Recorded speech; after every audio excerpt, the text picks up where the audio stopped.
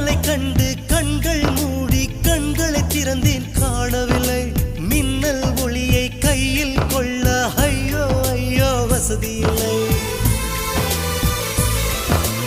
என்னை நோக்கி சிந்திய மழைத்துளி எங்கே விழுந்தது தெரியவில்லை எந்த சிப்பியில் முத்தாய் போச்சோ இதுவரை ஏதும் தகவல் இல்லை அழகே